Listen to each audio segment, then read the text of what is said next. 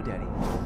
It's Chinese writing. Buddy, I'm your dad. I'm telling you that this is not Chinese writing. And then you kept, like, giving me pushback, trying to tell me that it was... I lost it. I freaked out. I was like, don't tell me that. I freaked out. What you don't know is I went and framed it and cried because I freaked out on you. Why am I yelling at you when you're just trying to tell me that this is just a picture that looks like it's Chinese symbols? I bawled my eyes out and I framed it because back in the day,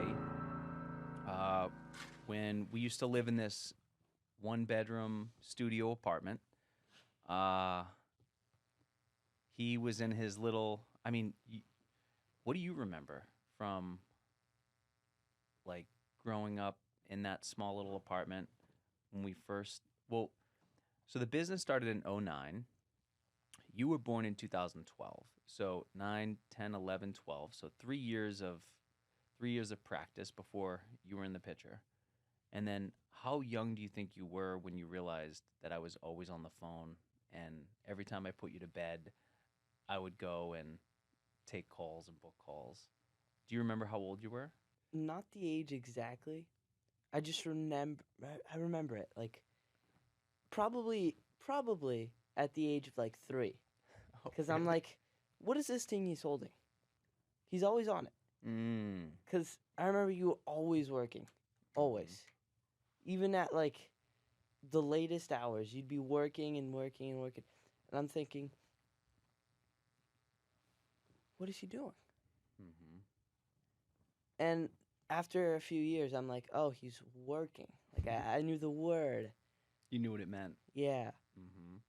And I'm like, well, that must be so easy. Oh, you thought it was easy. I mean, it seemed like it, other than, like, having to stay up. But then after a while, I actually learned what you had to do. You had to be really good at talking. I didn't know that. I thought you could just talk say whatever thing comes to your mind, and it just worked out. Yeah. Yeah. I wish it was that easy. But then I learned. Yeah. What were some of, like, the conversations that you heard that were, like, scary on the phone? Scary? Yeah, like, was anything like, whoa, this is intense? Do you remember any conversations of, like, people giving me a hard time from customers or from technicians? And then, like, what did you experience? I remembered from customers, they would say that they didn't like that price, so they would be like, no. And then you would try to tell them that for something to be, like, permanent or really good, it has to be at a high price, because if it was at a low price, that you guys wouldn't make any money. It wouldn't be profitable. I learned about the different types of customers probably at the age of, like, 6. Because I would hear how differently you would react. You would start to say, like, well, this, and this. But on some other customers, you would say, yeah. Or no. Because I couldn't hear what was going on the other side of the phone. Right. But I knew what yeah meant, and I know what no meant. Agree and disagree. So when I learned that, it added on to, like, the talking. Like, you have to be able to know how to talk. And you have to talk differently to different types of people. So I'm like, oh, this is a little bit harder now. Right? Like. So what about with, like, people on the team? Do you ever remember, like, people calling in and, like, personal stuff happened where they have family things going on and... Yeah. And then, like, what did you experience me do? Well, if anything, like, personal, like, really bad happened, you would tell them to take the day off or maybe even the week off just to, like, spend some time with their family or, like, take care of their family. You would always try to help them. And what about when people did things wrong? Like, when people stole from the company or when people, treated customers incorrectly or treated their team incorrectly? What did you experience with me? Like, how do you remember me handling it before? Because you were young. You were super young. So I'm curious on, like, what you remembered and, like, how you interpreted what happened versus what? Me just assuming that, oh, he got all of it. He understood exactly the frame. Probably not. Yeah. I don't remember like everything, Mm-hmm. but I do remember that sometimes you would bring me to like the customer's house and I'd be like, whoa. So, and like I would see people's houses and how there's like pipes, and I'm like, and I would see your guys working on it, and I'm like, okay, so that adds on a little bit more to like the talking piece. You have to be able to realize how much manpower you have, how long it's going to take, and you have to actually estimate what you're saying. And I'm like, oh, it's a little bit harder than I thought. And then I'm like, from what I remember, some customers wouldn't like the price, or they would get mad, and you would try to calm them down. You would try to use like a soothing voice, right? Try to calm them down. And you would always try to explain, like give them a lot of sense on what's actually happening. Like, the reason I'm giving you this price is this, this, and this. Or if, let's say, one of your employees was mad or made a big mistake, you would try to explain, like, kind of like the same thing. The reason you made this mistake was this, this, and this. Mm-hmm. Try not to do that again, and this is how you can fix it. Doing this, this, and this. What about your upbringing? Was there anything that was similar to that? What do you mean by upbringing? So, like, as you were raised, you know, Yeah. um, the way I raised you, did you notice the pattern between how I spoke to the guys and how I taught you? Who do you think got it harder? The Do guys. you think the guys got it harder than you? Well, like, on what terms? Because Overall, who do you think got more intense, Tim? Do you think the guys got more intense, Tim? Or do you think you got more intense, Tim? And shoot straight. Tell your truth. I honestly don't know. Yeah. Because I remember sometimes you would get mad at the guys, and then sometimes you would get mad at me. Would I get mad? How often do I get mad? You usually only get mad when I do something like really, really bad. That's Like, good. like yell at you, or Mm. like straight up disobey you. Mm. I'm guessing it's the same with the guys. Well, I try not to get mad. I try to just understand why they're doing what they're doing. And this way it's easier for me to just respond correctly versus just emotionally react, right? So, like, everything the guys taught me about making bad decisions, I translate that into parenting. Tell me about what you remember. So, I would drop you off at school, or I would pick you up from school, and then, Here, how about this? I'll tell you an average day. yeah, tell me an average day. Tell me a What regular. age? What age? It really matters. Okay, let's do an average day, a regular day. You tell me an age that was most Okay. memorable. Like, where was it the most clear and vivid of a memory? I mean, definitely the recent years, right? Probably, I'm going to do 10. So, an average day would be you drop me off at school, right? I wake up, you drop me off at school. I spend a good 6 hours at school. um, then you would pick me up, and Would I be on the phone when I picked you up? oh, yeah, you'd be on the phone. You'd be probably, most of the time, I remember you would be on a call with like an employee talking about a job Mm-hmm. or something. Mm-hmm. And then you would bring me to the house, and I would just, you know, chill, eat some like pasta, maybe watch a movie, and then do my chores like reading. What were your chores? Back then, they were 1 hour a day of reading, Since when? probably since I was 8, Younger. Since you were like 5. 5. 30 minutes at 5. And then when you got to 8, it turned into an hour. Yeah. Hour a day.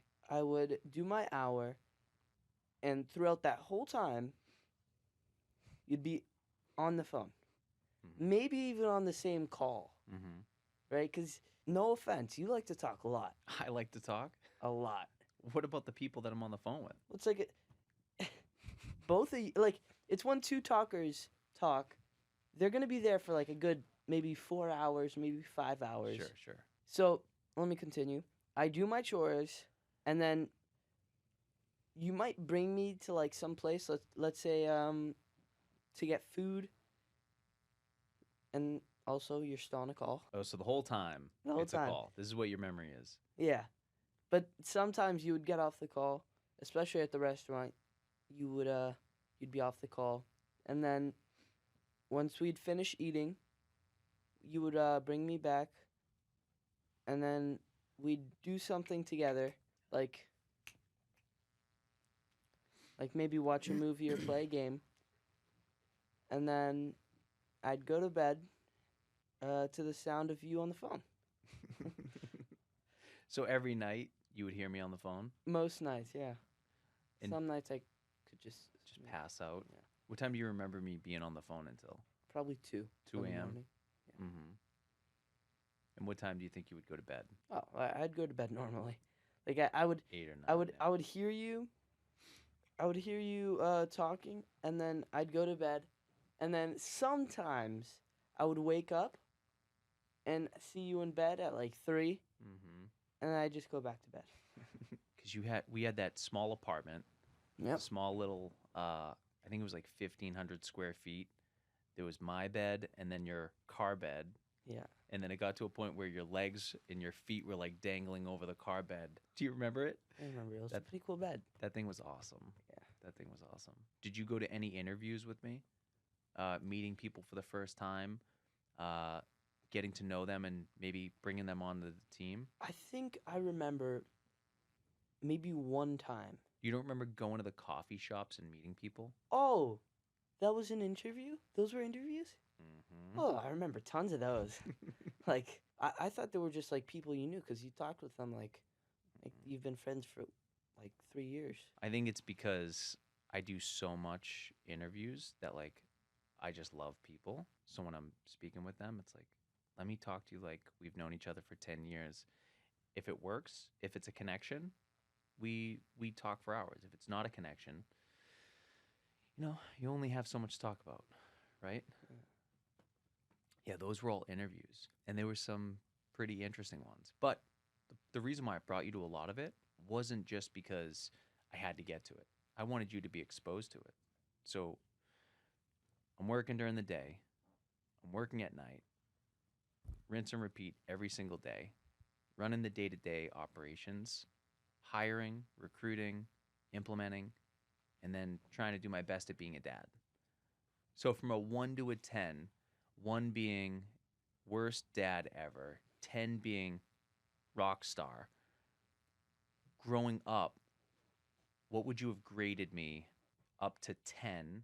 And then what would you grade me so far? Have you noticed improvements to, Growing up? yeah.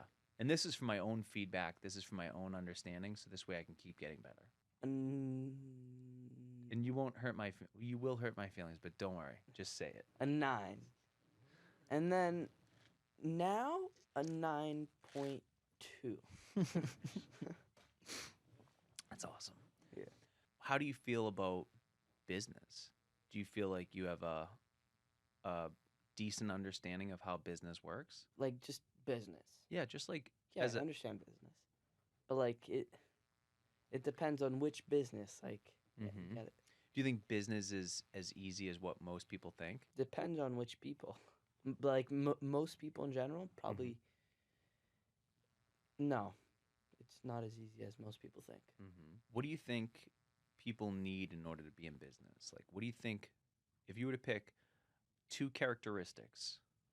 What characteristics would you pick for a person to go into business? If you could only pick 2 things. So, for example, resilience, confidence, love, discipline.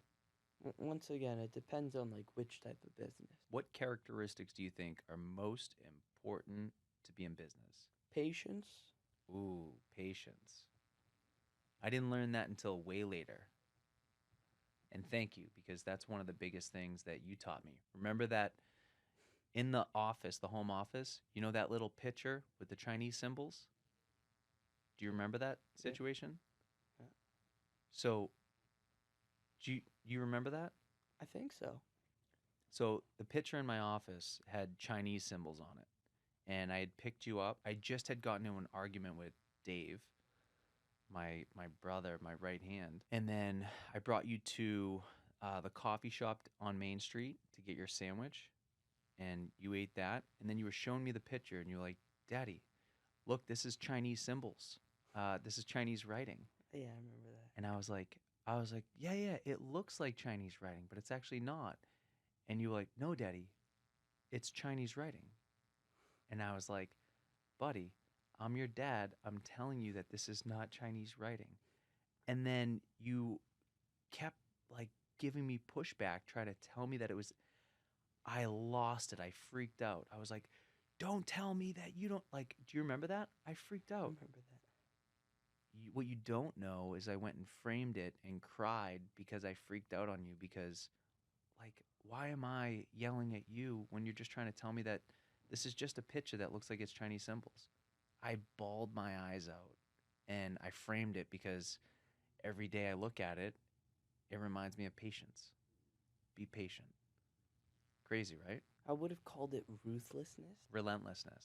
That's a better one, yeah. So, patience and being relentless.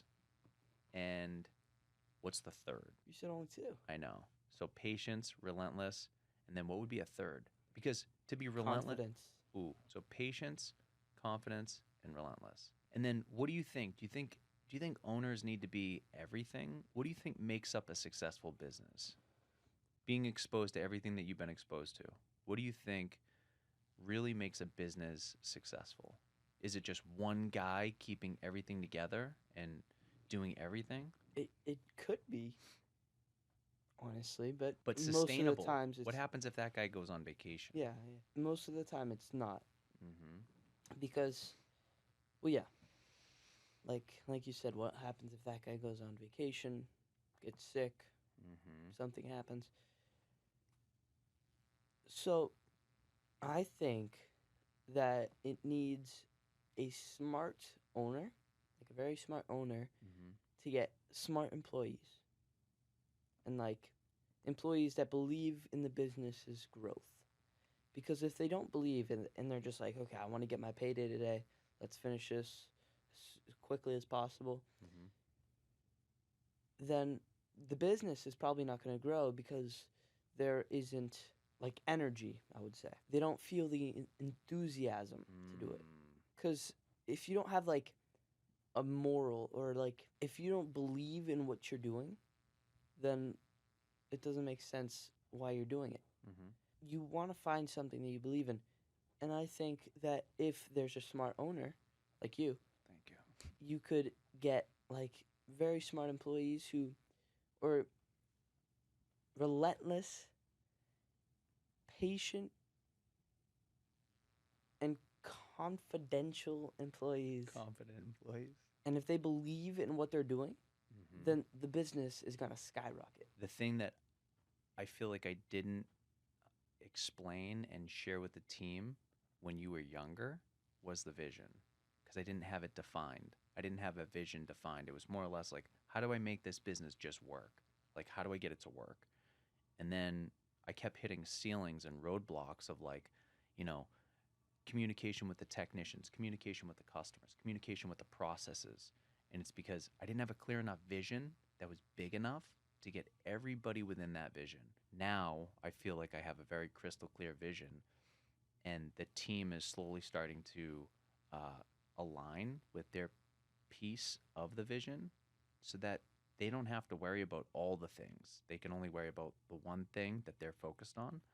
Um, and it's pretty cool. It's pretty cool. But it's not, there's no such thing as like you set it up and then it's done. It's always evolving, it's always changing. So, like, the vision even has to get adjusted. Because if you, let's say you bring on, let's say, let's say you hire someone that's really, really, really smart and they have huge, aggressive growth plans. If the vision's not big enough, why would they stay? Right? So you have a choice. You can either expand on the vision because you know that the individual is going to be able to increase the quality or the value of the business. Why wouldn't you adjust the plan? Right? So another characteristic, I think, flexibility. What do you think of that? Like being flexible. How often do guys need a day off, or they get sick, or family situation comes up, or Yeah. everything, right? Do you think it's important to be flexible? Oh, yeah. What about trusting? That's a dangerous one, right? The thing is, if you have one person, let's say it's the owner and it's the employee. An employee, no, the owner needs to trust the employee on something. Like the employee says, this, and this happened Mm-hmm. because of this. Then the owner would have to trust the employee because it's the only employee that they have. Yep. But if the owner has many employees, they wouldn't have to completely trust in them.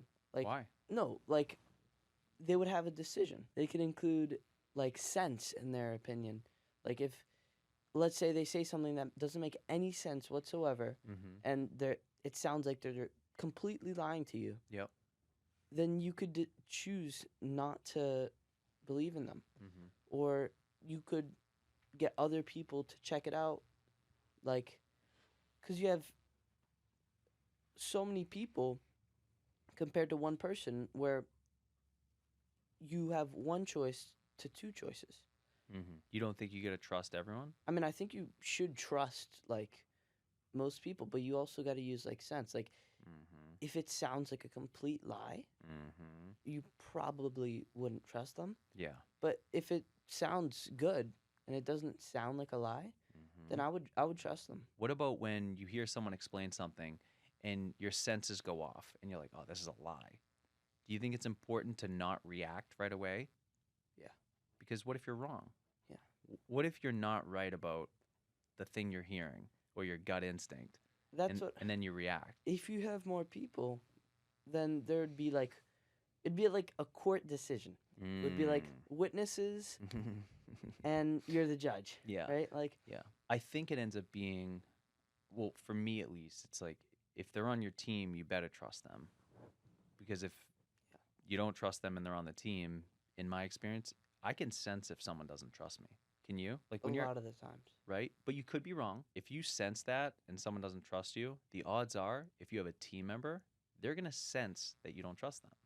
So you either buy into 100% of them being on the team and you build them into a trustworthy team member so they know how to make good decisions, or you part ways because it's not good for them and it's not good for you and the team. What do you think of people changing? Do you think people can change? Oh yeah. Let's say someone worked for another company and they had nothing but negative things to say about the company and the employer, like the boss. What do you think is important to understand in the situation? Like, would you hire someone that was very negative about their previous employer? That's what most people would do, right? How many good employers do you know? Personally? When you think about it, do you think most owners care about their people as much as I do? Or like, do you think all owners are the same? Do you think they care about their people? Not all owners are the same. I can guarantee that. Yeah, and I agree. But like out of all the owners that you've been exposed to, do you think it's most of them favor taking care of their people, putting their people first, or most of them favor focusing on themselves? In your opinion, and I know you don't know 100%. Yeah, no. And you could also take in that feedback from all the employees that we've had. So like the people that come here, they share about their past experiences. They share about what they experience here. Yeah. So what do you think? Well, from what I know, Mm-hmm. I think that most owners put their employees first. Oh, you think so? From like, cause I'm around you and like your friends. Mm-hmm. It's I don't know that Sorry. many bad owners Mm. like that, or owners that put like that don't put their employees first. Cause most of them, Mm-hmm. Most of the owners that I know Mm-hmm. come from you, and people Mm-hmm. that you know are usually almost always nice. Yeah, that's true. We have a really great group of people. So, in my experience, it's mostly people that don't put their people first. Most owners think about themselves and they think about just the business. They don't think about the team because they look at the employees as a tool within it's a machine, right? The business is a machine and the employees are a tool. I just think that's a recipe for Failure. it's just not how could you sustain that? How could you keep doing that every day and feel like you're helping people when you're only focused on yourself, right? Like, I don't know. It just doesn't sound as fun. If you were going to start your own business and you wanted the business to be super successful, who would you hire first? What would be your first hire? Would you hire someone similar to you or would you hire your weakness? Would I hire my weakness? Mm-hmm. Yeah. Well, I would hire. I would. Think about that for a sec. You have all these skill sets that you have. Oh, I see what you mean. Mm-hmm. Yeah, I would definitely hire my weakness. And what if you didn't know how to hold your weakness accountable, right? So, like the person that you're hiring with your weakness, that's stronger in your weakness, how would you hold them accountable? Because you don't know how to do the thing that they're doing so well. It's kind of a scary move, right? You hire someone to create a balance of your difference or uh, your deficiency, right? Your skill set that you don't actually have, that you're not great at. How do you hold that person accountable to do the job better than you? Probably by hiring another person that is good at holding those type of people accountable, or people in general. Mm-hmm. What are some other funny business memories that you have? Let's talk about your events. Have you gone to any business events? Yes. How old were you when you first went to your first business event? 11. 11 years old. Which event was that? It was the one that yeah, I forget the name. Acquisition.com. Acquisition.com, yeah. I thought it was something with a P. Was that your first event? Yeah, I think so. Like first like big like Mm-hmm. Were you 11 or 12? 11. Oh, you were 11. Yeah. When you were in that event, like, do you remember hearing anything that sounded familiar? Like, did any of the stuff make sense? Most of it. Most of it made sense. Oh yeah. That's cool. Do you think this information is going to be useful later? Some of it, yeah. Mm-hmm. Definitely. Yeah. And what about your mom? Is your mom in business? Yeah. So, mom's in business and dad's in business. Do you help mom with anything on that you've learned? Starting to help her out with marketing. In what way? Like she asked me to create an ad for her, so I started that. That's so cool. Yeah. On which platform? Mm. Facebook, Oh, YouTube, like to post Google. it on? Hmm. Probably all of them. Oh, all of them. Probably. She wants to get on everything. Smart. Yeah. What about you? Are you doing any new things to make yourself uncomfortable? I have a YouTube channel. Okay. Tell me about the YouTube channel. Um, How did you start a YouTube channel? Are you in a mastermind? like yeah, Tell me about that. it's kind of complicated. Do your best at explaining it. Okay. So this guy named Evan Carmichael Mhm. hosts these events, Mm-hmm. and he has groups, and I'm in one of these groups Mm-hmm. where people help other people with YouTube, Mm-hmm. and And do you have to get on camera and speak in front of camera? yeah, And is it uncomfortable for you? not really. How long have you been speaking in front of camera? A month? What Your do you mean? first interview, Oh, interview? because that's on camera, Yeah, right? maybe 3 months ago. Maybe. Was that it? 3 months ago? Probably. Because we enrolled in the mastermind like maybe 4 months ago, 5 months ago. Maybe. Not uncomfortable. It's I mean, that was kind of uncomfortable. that was the first one. Yeah. And then what about your videos that you're doing now? Is it uncomfortable? No. Is it fun? Like, are you starting to enjoy seeing Yeah. the amount of views and the exposure? And I like looking at analytics. oh, you like looking at analytics? Yeah. That's awesome. And tell me about the analytics. Like, what is that?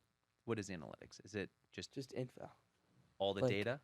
like how many people have watched your video, how long they stayed on, how many watch hours you have. Mm. It's cool. So you like data. Yeah. And how many views do you have total on your channel, do you think? Around 10,000. Do you have a specific uh, theme or strategy? Or are you just kind of like playing around with everything? It's kind of complicated because I remember when I started, I wanted to make a channel on soccer, Mm-hmm. but it was winter. So it's a little hard. So I made a completely different channel Mm-hmm. and I started recording videos on video games because you don't have to go outside for that. Then I tried making shorts. I didn't know how to do that. So I searched it up, and you have to cut the sides a little bit Mm-hmm. to like make it the size for a phone, right? So then I started making shorts, and that's what I really liked. I Mm. really liked making shorts. Oh, really? Yeah, Why? They're just more fun? yeah. I can really think about how other people would react to the shorts. And also I can put whatever random thing I come up with over there. And how long does shorts usually last? Is it, It has to be under a minute. oh, it's under a minute? Yeah. That's what classifies or qualifies for a short? Yeah, it has to be short, like literally like this Under size 60 kind seconds? of, like for a phone, Mm-hmm. and under 60 seconds. Got it. Got it. What's the goal with the YouTube channel? Be able to get paid Ooh, from ads. okay. Yeah, Cool. I love it. So you're basically going to be a personal brand. kind of. That's a business. Yeah. Well done. And Well also beating you. done. That's not going to happen. Yeah, Beating me well. is not going to Yeah, happen. well. What was our bet? Our bet was, First person. No. By the next event. and just so you know, I'm tracking everything now. Yeah, I know. So I'm watching my views ramp up. Even though I'm not watching my own videos, I'm watching my views because Yeah. I have to track it with the coaching I'm doing. Yeah. You don't have a chance. All right. You don't have a chance. All right. Remember the characteristics that you listed off? There's one out of those three that I have that is just I know which one. sickening. I know. Which one? Let me guess. So you got you definitely have some confidence right now, but I'm guessing you were talking about relentlessness. My confidence is only because of the people around me. The people, including you Yeah, Thank and you. the data. and the data, but mostly you, to be honest. What do you think the one thing is? So confidence, it's definitely not it. No, I said relentless. Oh, relentless. Yeah. Yeah. I lack confidence, actually. Most people, they look at me, they're like, oh, you're so confident. I don't know what they're seeing because in my head, I am just, it's spinning. It's like problem solving 24/7, where I don't even have time to think about me.